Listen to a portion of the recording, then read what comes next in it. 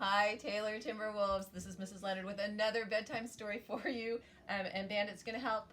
The story we're going to read today is called The Seal Mother by Mordecai Gerstein. And it's another one of my grown up children's very favorites from when they were little. I hope you enjoy it.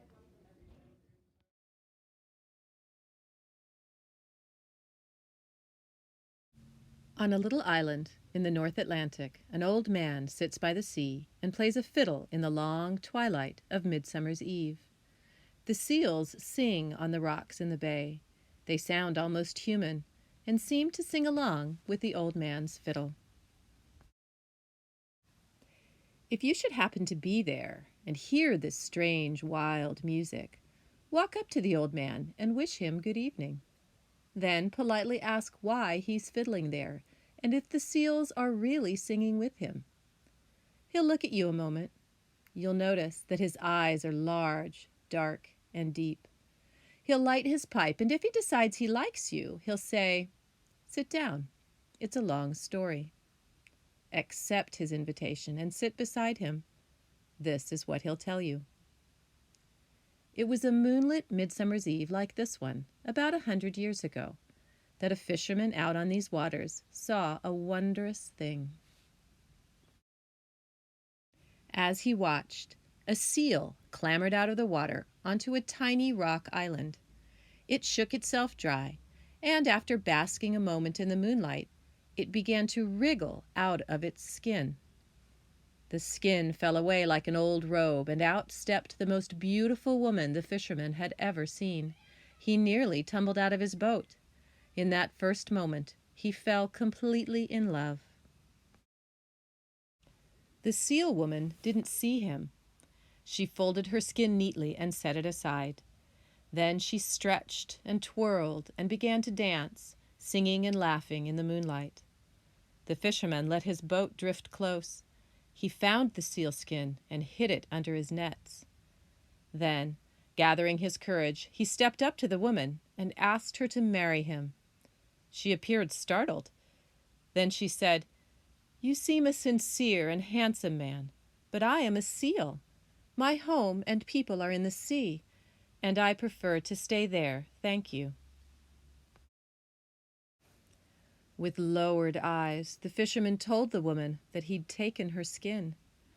"Give it back," she demanded. "Without it, I can't turn back into a seal." Her deep, dark eyes flashed with anger. "Dear lady, forgive me," cried the fisherman on his knees.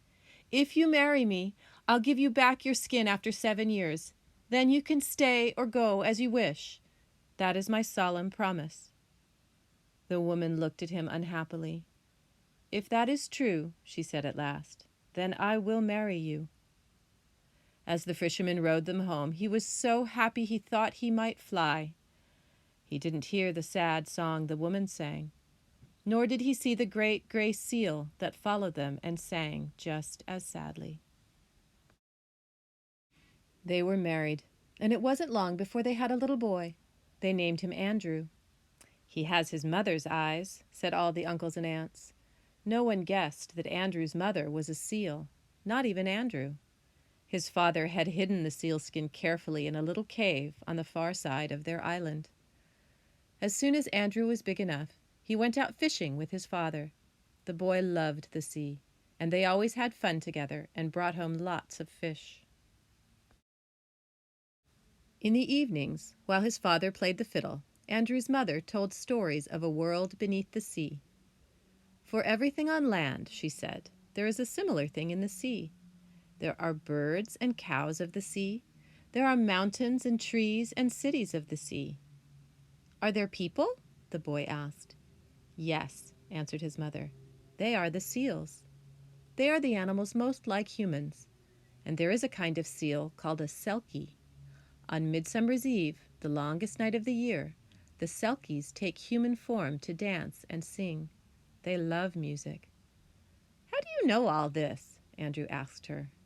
"Never mind," cried Andrew's father, putting down his fiddle. "It's late, and there are fish to catch in the morning." It was on a Midsummer's Eve that Andrew woke past midnight and heard his parents' voices. "The 7 years have passed," said his mother. "You must give me my sealskin." "Will you stay, or will you leave us?" asked his father. "I must have my sealskin first, as you promised," replied his mother. "When I have it, I'll tell you." "Then I can't give it to you," said his father. "I won't risk your leaving our son without a mother." "It was your solemn promise," Andrew's mother said. But his father didn't answer. Andrew heard him putting on his boots and slicker. The door slammed, and then there was only the sound of his mother sobbing. Andrew lay in his bed, wide-eyed and frightened. What did it mean, he wondered? What was the sealskin? Why would his mother ever leave him? Just before dawn, Andrew woke again and heard a beautiful voice singing. It seemed to call to him. "Andrew! Andrew!" He slipped out of bed and tiptoed past his mother, who was asleep at the table. The song drew him over the fields to the far side of the island. There, on a rock beyond the surf, a great gray seal sat singing. Thinking to climb down to the water, Andrew looked over the edge of the cliff. He saw a small cave. He crawled in and found a bundle wrapped in oilcloth and tied with fishing line. He opened it carefully. Inside, there was a velvety gray sealskin, neatly folded. When he held it up, he felt as if his mother were there with him. "It's the one they fought about," thought Andrew. He was trembling. Somehow, this sealskin could cause his mother to leave him. That must be why his father had hidden it there. Yet it's hers, and she needs it, thought Andrew. He promised it to her. Andrew was frightened and confused. He didn't know what to do. Then he heard the seal once again and realized he understood its song. He jumped up and listened. "My daughter is a bonny seal. She was born beneath the sea. But till she has her sealskin back, she will a prisoner be. She's a woman on the land, she's a selkie in the sea. But without her own true sealskin, she never can be free." Without another thought, Andrew took the skin and ran all the way home. He woke his mother and put the skin on her lap. "My dearest boy," she said, and her eyes filled with tears. "Whatever happens now, you must trust me and not be afraid." "I promise," said Andrew. She took the skin and ran with Andrew down to the cliff. At the very edge of the cliff, Andrew's mother put on the skin, and he saw her become a beautiful gray seal. Then she embraced him and blew into his mouth, filling his lungs with air. Holding him tight, she dove off the cliff and into the sea. She dove deep, and the boy saw rayfish and squid flash by. He saw fish that looked like birds and fish that looked like cows and horses. They left the sun behind, and in the dim waters he saw trees and mountains and crystal cities lit with phosphorus. They swam upward, and the water grew brighter. They burst into the air in a cove of white rock. There were seals everywhere. "This is your seal family," said Andrew's mother, "for as you now know, I am a selkie." "Yes," said Andrew, "and I am part seal." They climbed onto the rocks, and the great gray seal came to meet them. "This is my father," said Andrew's mother. "He is your seal grandfather." "It was he who led me to your skin," said Andrew. The seal embraced them warmly. Then Andrew's seal uncles and aunts and his seal cousins came to meet and embrace them too. "And now," said his mother, with tears in her eyes, "you must go back to your father. He is a good man, and he loves you. You are part human, but I am a seal. I must stay with my people. Whenever you want to visit me, sing out on the cliffs, and one of the family will come for you." "I'll come often," sobbed Andrew. They kissed and parted sadly. Andrew rode home on the back of an uncle. When Andrew told his father what had happened, the poor man sat down and wept. "It's my own fault," he said over and over.